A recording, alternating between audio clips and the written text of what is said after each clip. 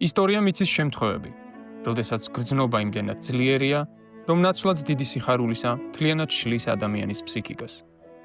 ერთ-ერთი ყველაზე ცნობილი მაგალითი ვიქტორ ჰიუგოს ქალიშვილი, ადელა ჰიუგო. ქალი, რომელმაც მთელი სიცოცხლე ერთი აუხდენელი სიყვარულის ირგვლივ გაატარა. რა არის სიყვარულით აკვიატება? როგორ ირჩევს ადამიანი ობიექტს?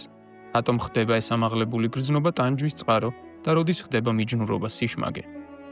ამ ყველაფერზე ვსაუბრობთ ფსიქიატრთან, ნინო ნანეიშვილთან, რომელიც წლებია ადამიანის ემოციურ სფეროს იკვლევს. ეს არის ინტერვიუ სიყვარულის ბნელ და ნათელ მხარეებს. ერთ-ერთი ყველაზე დიდი მისტერია თუ რამე სამყაროში არსებობს, ალბათ ეს არის სიყვარული რა, მაგრამ ეს სიტყვა ალბათ ვერ იტევს იმ ემოციებს, ეიფორიებს, შეგრძნებებს, რაც ადამიანს ეუფლება ზოგადად. პირადად ეხლა ჩემ მაგალითზე რო ვთქვა, ჩემთვის ეგ იყო ერთ-ერთი მთავარი შეკითხვა ცხოვრებაში, საერთოდ რა არის სიყვარული და არის კი სიყვარული ეს, არის კი სიყვარული ეს, ეხლა მე რო განვიცდი მაგალითად თან, აი ეჭვიანობ, არის კი ეჭვიანობა და სიყვარული ერთად შეიძლება იყოს თუ არა და ძალიან ბევრი შეკითხვა მქონდა ამ თემასთან დაკავშირებით. და ძალიან საინტერესო იყო კიდე იმისი გაგება, რომ ზოგადად არსებობს ესეთი სინდრომები ფსიქიატრიაში და ფსიქოლოგიაში, რასაც ქვია აკვიატება, რასაც ქვია შეპყრობილობა სხვა ადამიანით და ხშირად გონია ხოლმე რომ ეს არის სიყვარული და ხშირად მე ამ სიყვარულის სახელით შეიძლება რბილად რო თქვა რაღაც დაზიანებებიც კი მიაყენონ ხოლმე ადამიანებმა ერთმანეთს. ბევრჯერ გამიგია თუნდაც ბავშვობაში, თუნდაც მოზარდობაში რაღაცა კონფლიქტი მომხდარა და ნუ რა უყვარდა და მაგიტო მოხდა ეს ყველაფერი, მაგრამ საბოლოო ჯამში რაღაც ფატალური შედეგები სრულდებოდა და ეგ იყო ერთ-ერთი კითხვა, რომ შეიძლება კი სიყვარული ესეთი ფატალური აღმოჩნდეს, ეს ხო ბედნიერების მომტანი უნდა იყოს და ჩვენ შემთხვევაში აი რა არის ეგ აი საიდან დავიწყოთ, რა განსხვავება არის მაშინ აი აკვიატებასა და სიყვარულს შორის. ჩავყვეთ კონკრეტულ მაგალითებზე, ადელა ჰიუგოს სინდრომი იქნება ჩვენი ალბათ მთავარი წამყვანი ღერძი და ის მაგალითის გარშემო შეგვიძლია რომ ვილაპარაკოთ. აკვიატება გახლავთ აზროვნების აშლა, აზროვნების პათოლოგიური მდგომარეობა, როდესაც ადამიანმა იცის, რომ ეს მისი მდგომარეობა პათოლოგიურია და შეძლებს დაგვარად ებრძვის მას. და თქვენ რაც ახსენეთ ახლა ადელა ჰიუგოს სინდრომი, ეს უკვე ბოდოა. ეს უკვე უფრო რთული მდგომარეობა, ესეც აზროვნების პათოლოგია, ოღონდ უფრო რთული სახის, ვიდრე აკვიატება.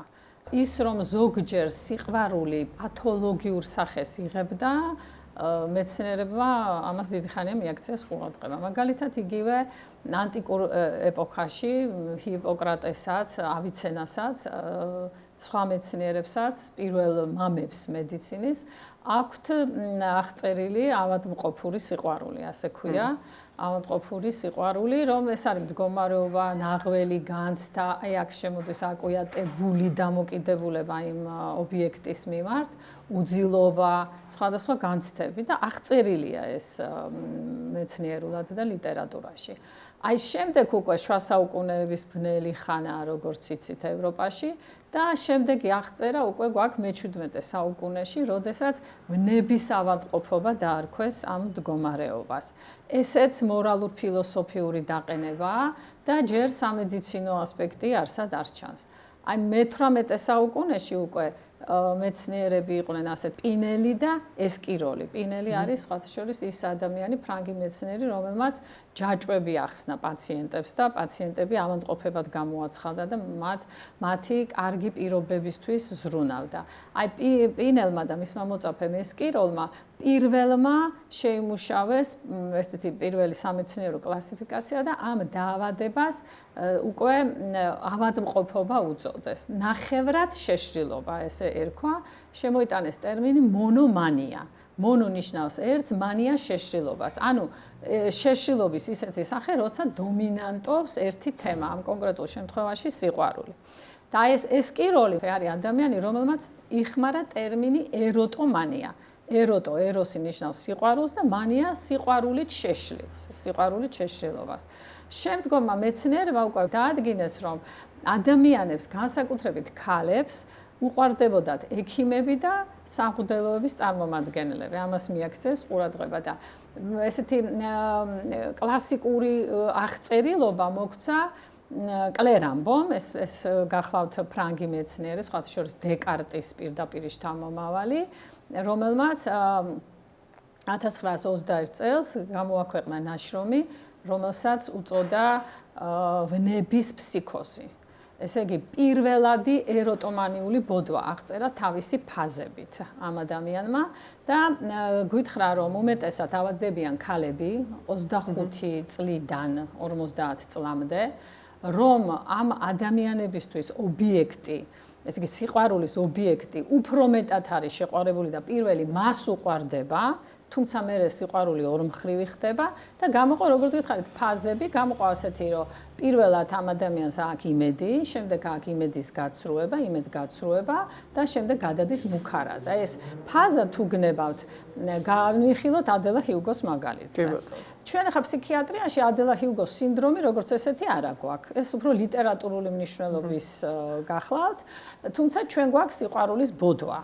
რომელიც შეიძლება იყოს მაგალითად შიზოფრენიის სტრუქტურაში, ან აფექტური ფსიქოზების სტრუქტურაში. თუმცა, როცა ამ სინდრომს უხსნით ჩვენ სტუდენტებს, ადება ჰიუგოს ისტორიასაც უყვებით ხოლმე. ეხლა ადება ჰიუგო მოგეხსენებათ გახლავთ ვიქტორ ჰიუგოს ქალიშვილი, ეს არის უმცროსი ქალიშვილი, მეხუთე ქალიშვილი.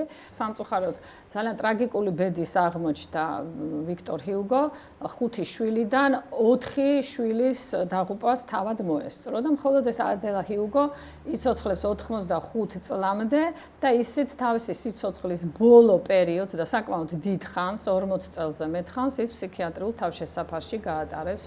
ესე იგი მისი ყოფობა, ასე ვთქვათ, პირველი ნიშნები შეიმჩნევა 13 წლის ასაკიდან, როდესაც ოჯახს დიდი უბედურება დაატყდება თავს, ადელას გარდაეცვლება მისი და 19 წლის ლეოპოლდინა ტრაგიკულად თაფლობის თვეში მდინარეზე სეირნობენ და თავის მეუღლესთან და ორ სხვა ადამიანთან ერთად დაიხსჩობიან ამ მდინარეში. აი ამის შემდეგ უკვე მისი ემოციური მდგომარეობა, რა თქმა უნდა, იცვლება, თუმცა ადელი ყოველთვის თulis, რომ დასთან აქვს სულიერი ურთიერთობა. ამას უწყობს ხელს ისიც, რაც არ უნდა გაგეკვირდეთ, იმ პერიოდში ძალიან მოდაში იყო სპირიტუალიზმი, სპირიტიზმი, სულების გამოძახების მეთოდი. ამას თურმე მისი მშობლები მიმართავდნენ და ისიც ესწრებოდა ამ ასე ვთქვათ რიტუალებს. ამიტომ თვლიდა, რომ დასთან სულიერი კავშირი არასოდეს არ ქონდა გაწყვეტილი. ეს მოგეხსენებათ რომანტიზმის ეპოქაა და რომანტიზმს ახასიათებს თან ბნელი მხარეების და სულის მიღმა სამყაროთი დაინტერესება. ვიქტორ ჰიუგო პოლიტიკური მოღვაწე იყო, თავისი პოლიტიკური მოღვაწეობის გამო იძულებული იყო გადასახლებაში ყოფილიყო, 18 წელი გაქცეული იყო საფრანგეთიდან სხვადასხვა კუნძულებზე, რომელიც იმ პერიოდში ბრიტანეთის მფარველობის ქვეშ იყო ეს კუნძულები, იქ ცხოვრობდა და მთელი ოჯახი, მათ შორის ადელი, ყველა შვილები გაყვნენ და გაყვნენ ამ გადასახლებაში, რა თქმა უნდა, იქ პირობები არ იყო ისეთი, როგორიც საკუთარ სახლში, ამიტომ მისი ემოციური მდგომარეობა ძალიან იძაბებოდა იმდენად, რომ უკვე 26 წლის ასაკში ეტყობა პირველი ნიშნები ავადმყოფობის და 28 წლის ასაკში ოჯახი იძულებულია პარიზში გამოაგზავნოს ადელი მისი დეპრესიული და ავადმყოფული მდგომარეობის გამო. მაგრამ მანამდე ხდება ის ფაქტი, რომ ამ გადასახლებაში, კუნძულზე გადასახლებაში ყოფნის დროს ის გაიცნობს ერთ-ერთ ინგლისელ ოფიცერს ალბერტ პირსონს და მათ შორის სასიყვარულო ურთიერთობები გაიბმება. ადელი ამ დროს არის 24 წლის. ნახეთ, ავადმყოფური ნიშნები უკვე აშკარად 26 წლის ასაკიდან ემჩნევა, ანუ გაცნობიდან 2 წლის შემდეგ. ეს ადამიანი ამათან სახლში სტუმრობს, როგორც წყაროები გვეუბნება, თამაშობენ სამაგიდო თამაშებით. აი ეს ამით არის დაკავებული ძირითადად პირველი გაცნობა ამას უკავშირდება.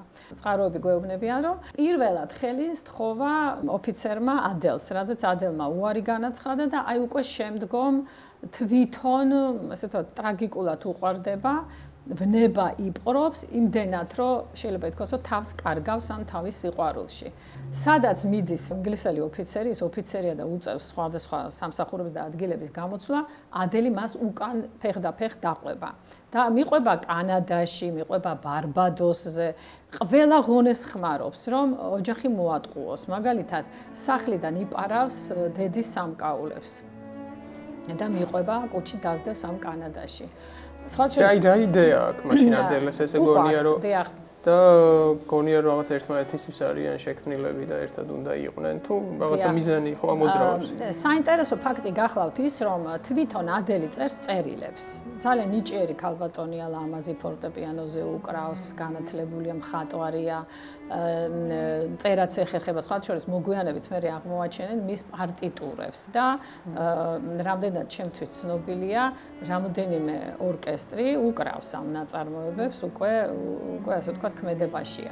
ძალიან ნიჭიერი ქალბატონია, წერს წერილებს და ეს მისი ბიოგრაფია ჩვენ ვიცით ამ წერილებიდან. ბარბადოსზე ყოფნის პერიოდში უკვე შეწყვიტა წერა 1872 წელს უკვე საბოლოოდ ჩამოყავთ პარიზში და ათავსებენ ფსიქიატრიულ კლინიკაში.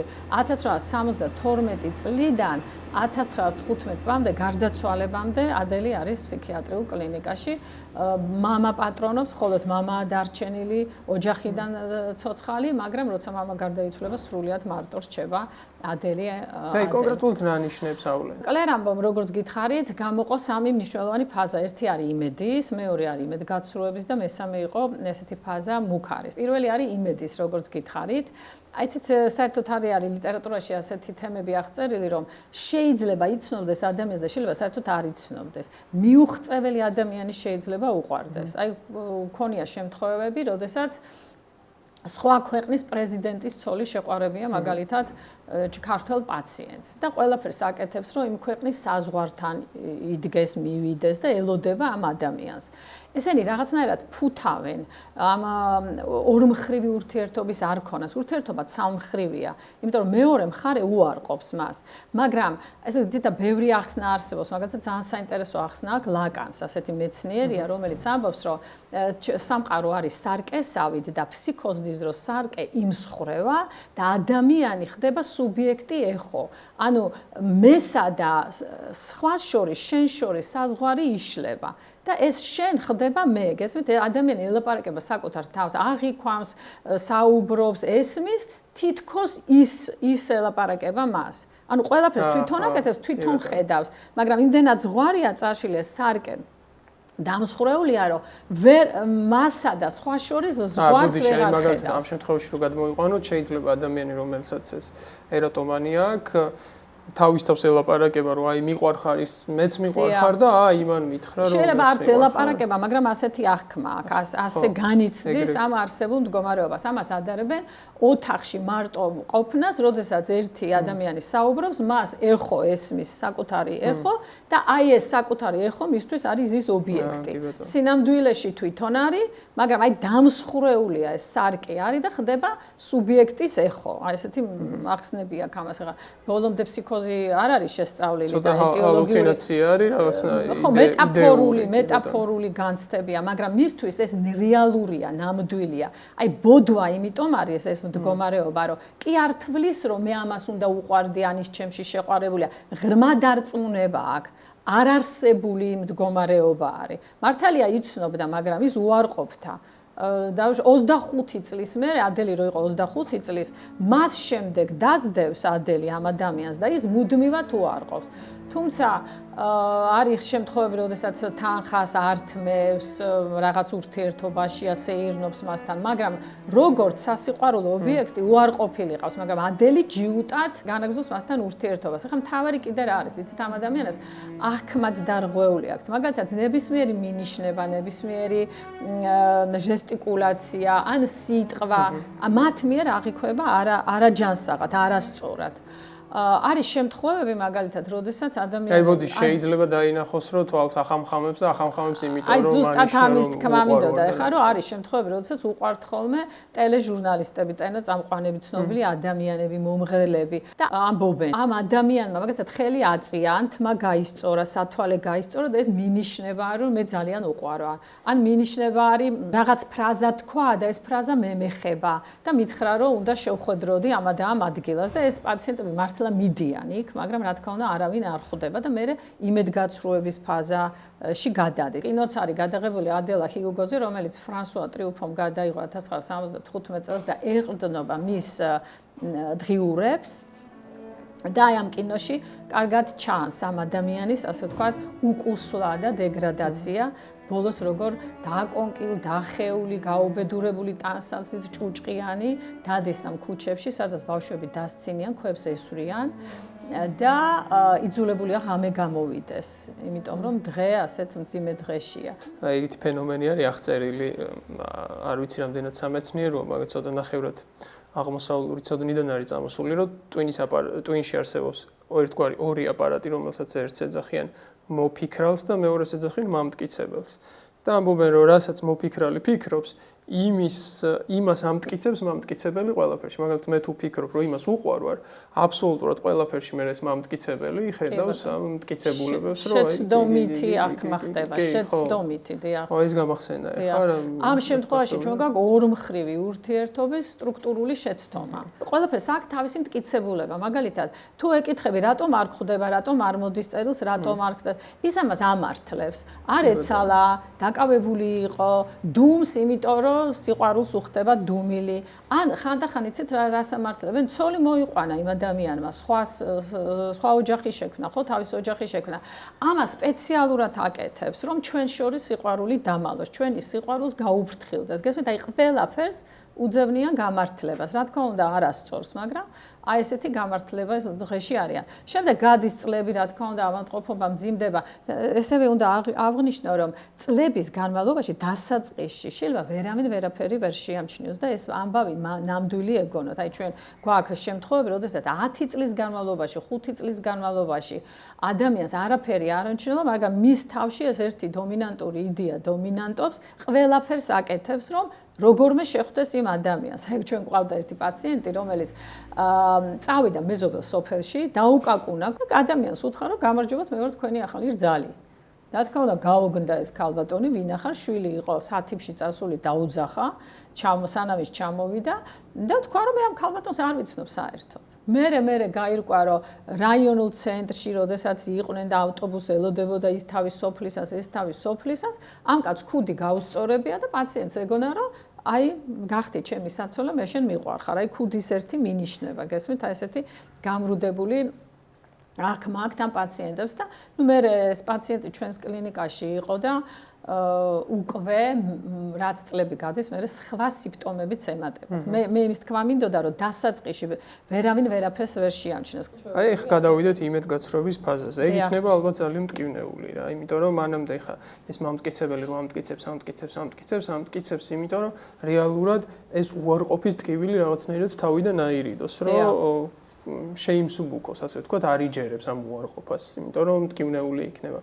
როცა არიჯერებს, აყუჩებს თითქოს წესით, ხა ეს უნდა გაიზარდოს, ხო, ეს უარყოფის ამბავი და რო აღმოაჩენ რომ თურმე 30 წელია რაღაცა და მე უნდა გასკდეს მე უცბად უნდა გასკდეს და სავარაუდოდ უნდა იყოს ძალიან მტკივნეული დიახ რომელმაც პრინციპში ძალიან ლოგიკურია რომ მე ეს შურისძიების ეტაპი დაბადოს იმიტომ რომ ხელა ენერგია უარყოფითი რომ დაგიგროვდა თურმე ამდენი ხანი მე კი არ ვიტყუებდი თავს არამედ შენ მატყუებდი შეიძლება ესეც ჩაირთოს ხო რომ ეს მატყუებდა ამდენ ხანს თორე რატომ ეუბნებოდი რომ მიყვარხარ და თურმე შენ თავს ეუბნებოდი ესეც ვერ გააცნობიეროს ხო და აი პრინციპში ლოგიკური ხო და აი ახლა გადავიდეთ აი უკვე მაგ იმედგაცრუების ფაზაზე აი რა ხდება მაგ დროს აი როგორ არის გამოხატული და აი ადელას შემთხვევაში როგორ დიახ აი ადელას ისევ რომ მიუბრუნდეთ ადელას მშობლები საქმის ყურში არიან ადვოკატები ყავთ დაქირავებული და წერილების მეშვეობით გებულობენ ადელას მდგომარეობას ესეც საყურადღებოა რომ ეს მიტოვებული არ აყავთ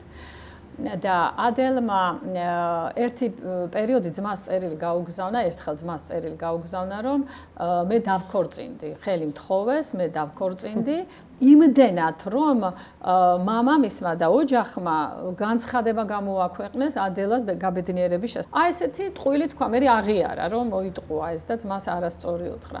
თქვა, თუმცა ეს ფაქტიც არ არის დადასტურებული, რომ შვილი გააჩინა ამ ადამიანისაგან და შვილი მკვდრად დაიბადა. ყველაფერზე მიდიან ეს ადამიანები და მერე დგება უკვე ამდენი უარყოფითი პასუხის მერე იმედგაცრუების ფაზა. ისე იქცევა, ვითომ არც მიცნობს. არ მეპასუხება და ეს იმედგაცრუების ფაზა მალე გადადის მუქარის, აგრესიის და შანტაჟის ფაზაში. მაგალითად რა გააკეთა ადელა ჰიულგომ, ქორწინება ჩაუშალა ამ ინგლისელ ოფიცერს პირსონს. მიწერა წერილი მომავალი საცოლის მამას, რომ მასზე არის დაქორწინებული, საერთოდ კატეგორიულად ითხოვდა, რომ მისთვის დაეძახათ ქალბატონი პირსონი, ადელ პირსონი. და ჩაუშალა ქორწინება, მოკლედ ხელს უშლის ყველაფერში საბოლოოდ პირსონმა 1869 წელს ჩამოიშორა ადელი, იმიტომ რომ წავიდა დუბლინში და აი 3 წელიწადში უკვე ისე რთულდება ადელის მდგომარეობა, რომ ჩამოდის საფრანგეთში და მე აწვენენ ფსიქიატრიულ კლინიკაში. ეს იმედგაცრუების ფაზა ძალიან მტკივნეულია და ამდენი უარყოფის მერე, როგორც უკვე გითხარით, გადადის მუქარასა და შანტაჟში. როგორც ხდება ეს იმედგაცრუების ფაზა დიდხანს არ გრძელდება.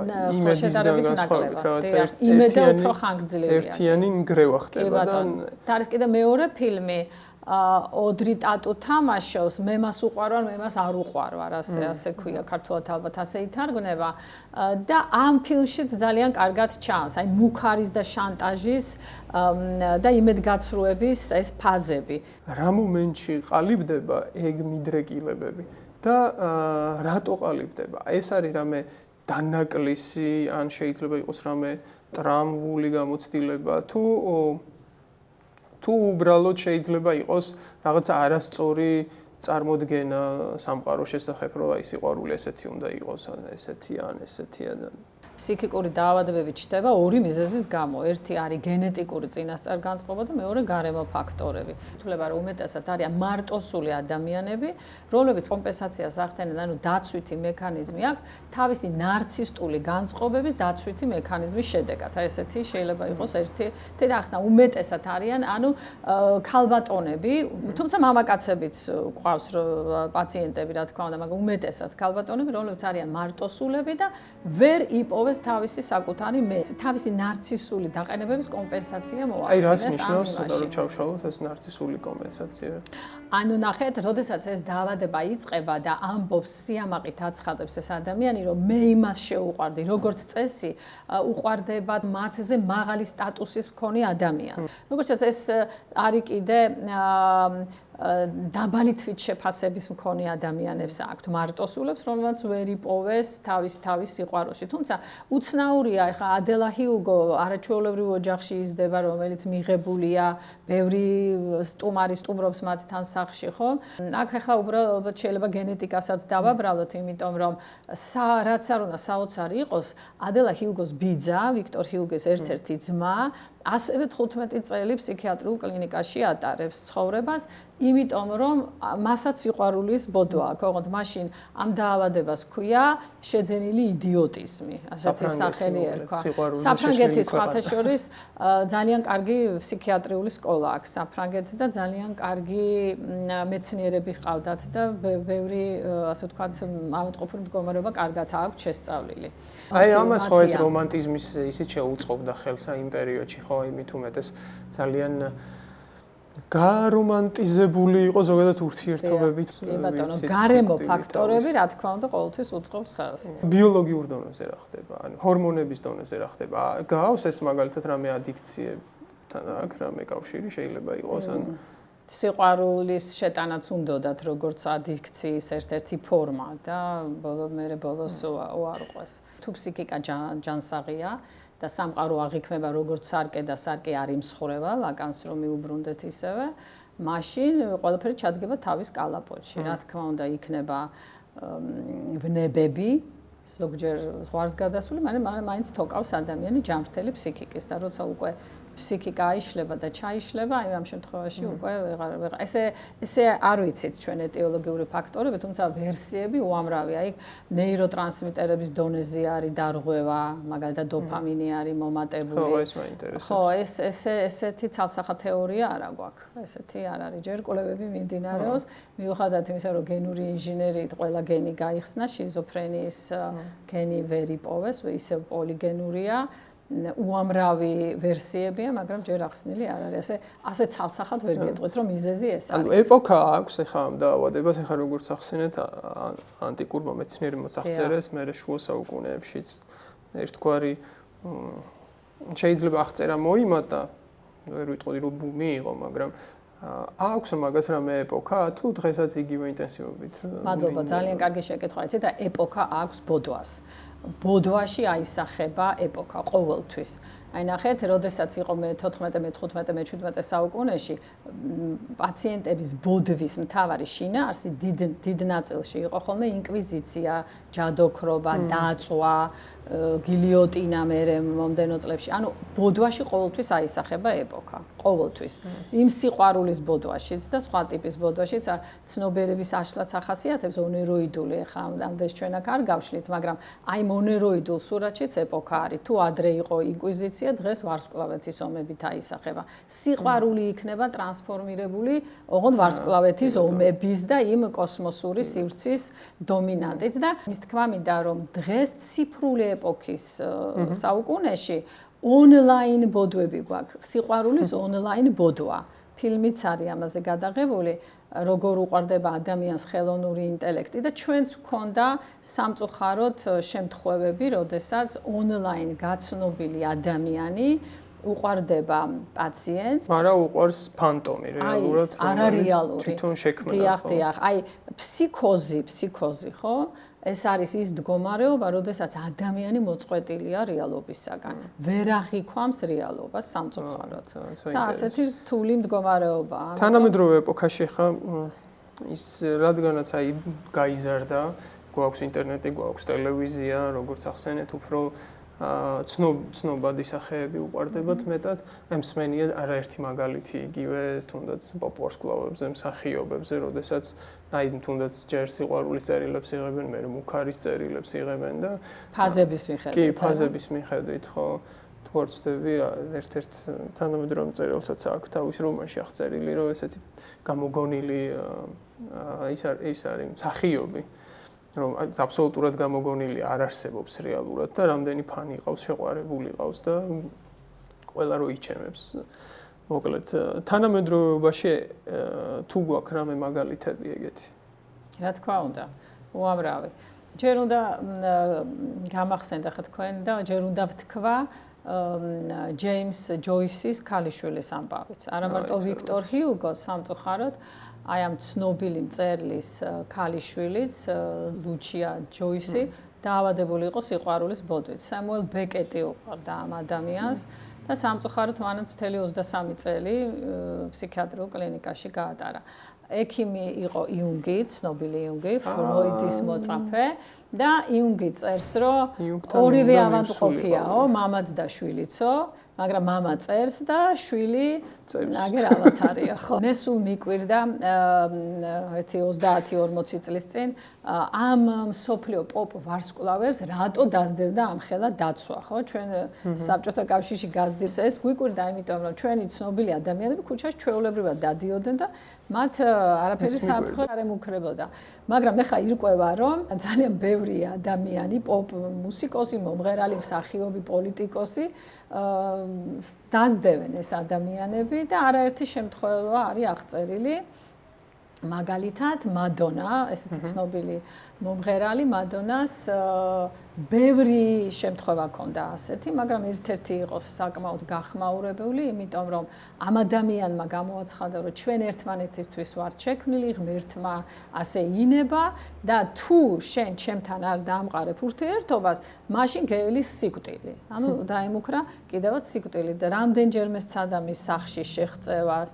და რა თქმა უნდა ვერ მოახერხა თავი დაიცვა ამ ადამიანს ბევრმა სხვათა შორის მდევნელმა სიცოცხლე თვითმკვლელობითაც დაამთავრეს ესეთი მაგალითებიც არსებობს აი იუნგზე მინდოდა ზუსტად რომ ეკითხა და ეხლა რო ახსენეთ რა კარგია გამახსენეთ მოკლედ იუნგი როგორც აღწერს ეხლა მთელი თავისი ფსიქოლოგია არქეტიპებზე არის აგებული ანიმუსი არის ერთ-ერთი მთავარი წამყვანი მანდ და არსებობს ხო ეგეთი ფენომენი, რომ ადამიანი სხვა ადამიანში ხედავს რაღაც თავის იდეალს, რომელიც თვითონ აქვს ქვეცნობიერში და ამის პროექცირებას აკეთებს და სხვა ადამიანში. ხო, ხო არ შეგვიძლია რომ აი აქ მაგალითად ეს სქემა დავინახოთ, რომ კონკრეტულად ეხა ადელეს მაგალითზე, რომ ადელე თავის სიყვარულის ობიექტში ხედავდა თავისი ანიმუსის იდეალს რომელთანაც შინაგანი ალქიმიური გაერთიანება უნდა მოხდეს, როგორც იუნგი აღწერს,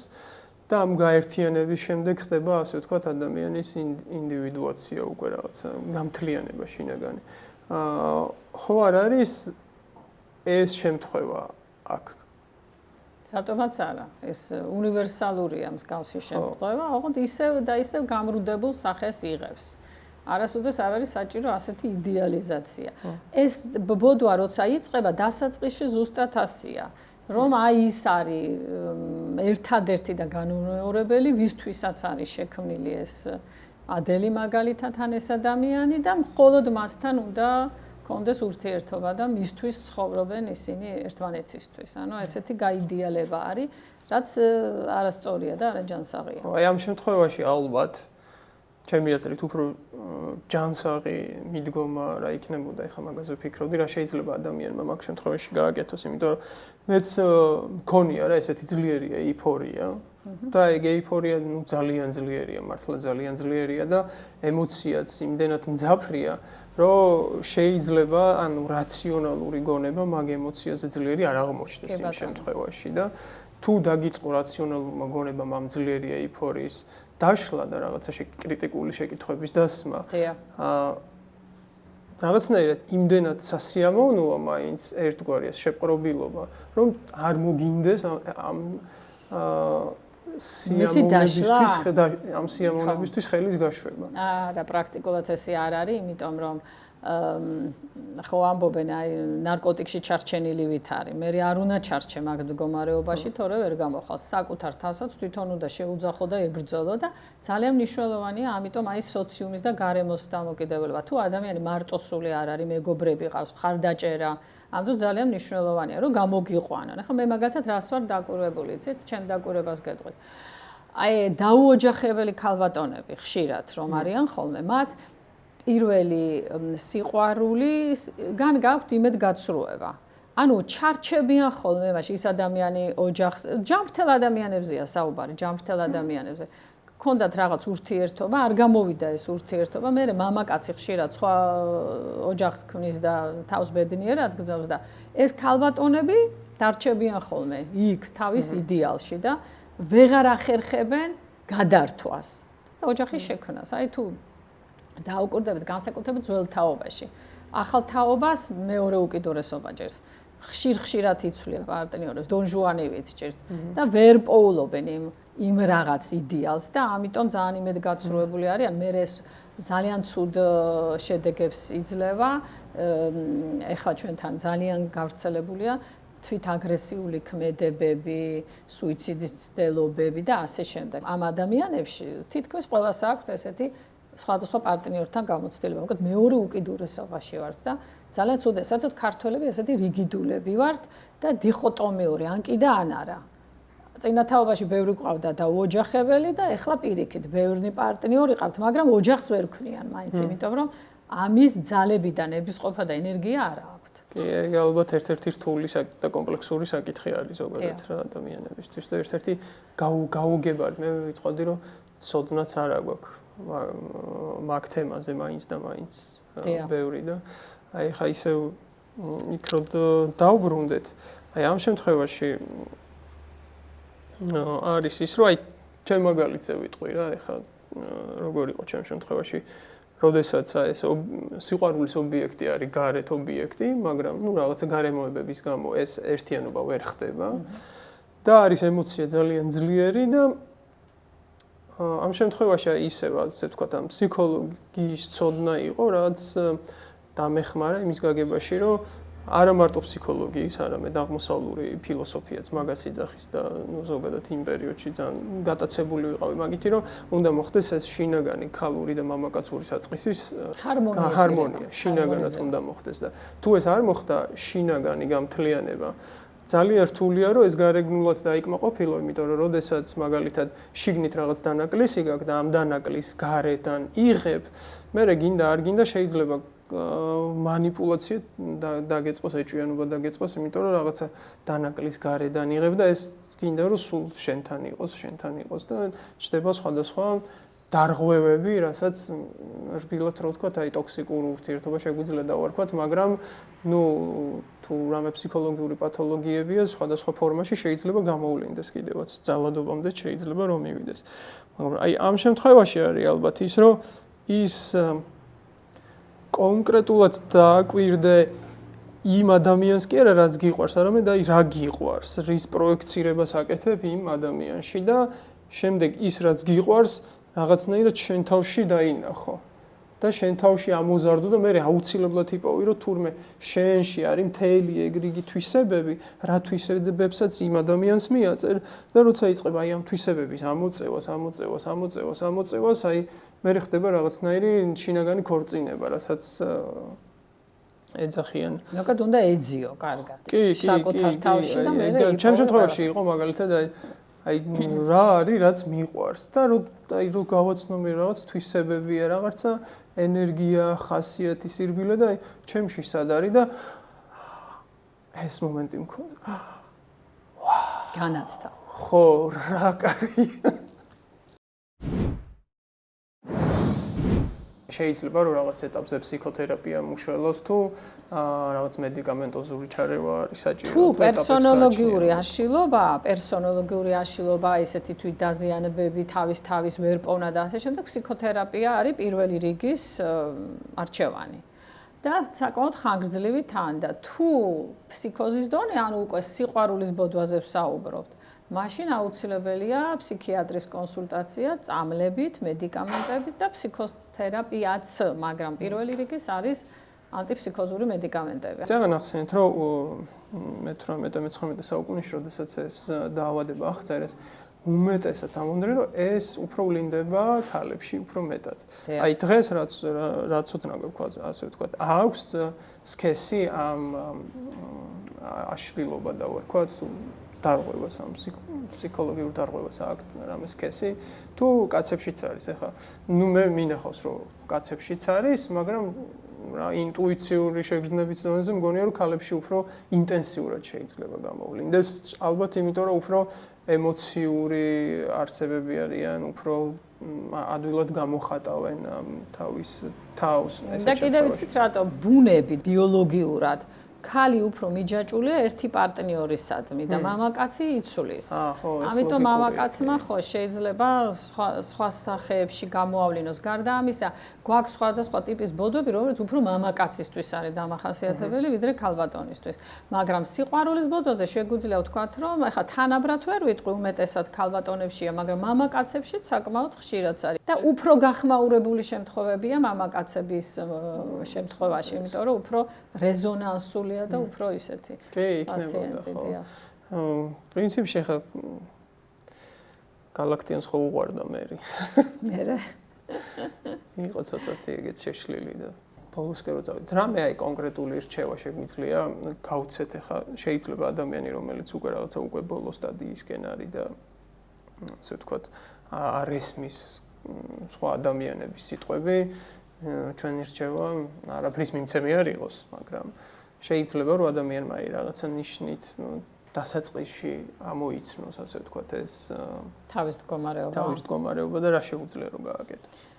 ახლა თვითონ შეიძლება ესე ვერ ამოიცნოს, მაგრამ გარემო და მიაქციოს დიდი ყურადღება და დროულად მიიღონ ზომები.